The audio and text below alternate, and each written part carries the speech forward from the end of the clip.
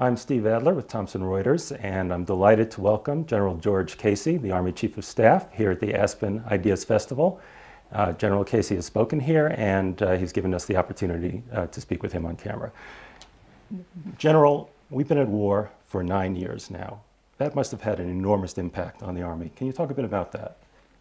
Sure. I mean, it has had a huge impact on the Army, and the effects of the last 9 years at war have been cumulative, because our soldiers have been deploying for the last 5 of those 9 years at 1 year out, 1 year back. Yeah.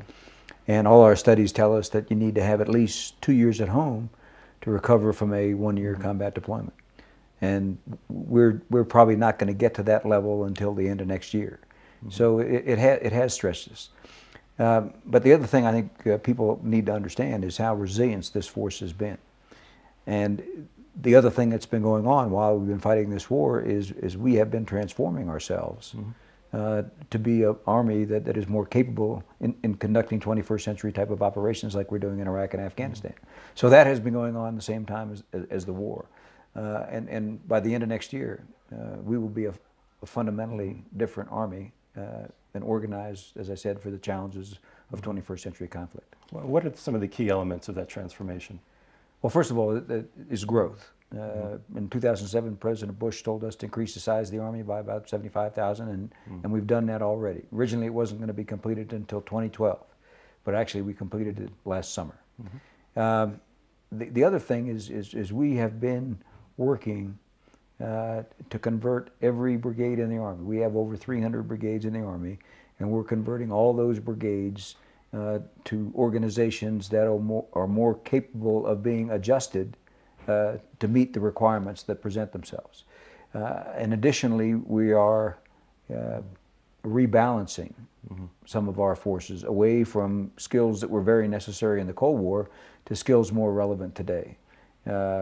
We've stood down about 200 tank companies, artillery batteries, and air defense batteries, and stood up a corresponding number of civil affairs, special forces, psychological operations, military police, those kinds. So there's been this ongoing transformation throughout this whole 9-year period. And as I said, we are within 18 months here of finishing what we set out to do back in 2004, and we'll have done that in the middle of a war, and I'm pretty proud of that.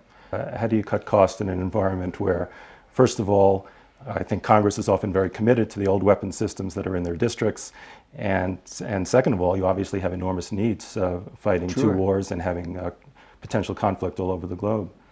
Yeah. Now, when you're talking about cutting costs, I mean, Secretary Gates has begun to discuss cutting costs. We've recognized the need for about 2 years to get more efficient in how we operate, and so we've been working very hard on that for a couple of years, because for us in the Army, we don't have big planes or ships or satellites. Right.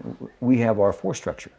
And we started on a program 2 years ago to be able to generate $2 to $3 billion a year internally, so that we wouldn't have to cut force structure until we've had a chance to rest the force in 3 or 4 years down the road.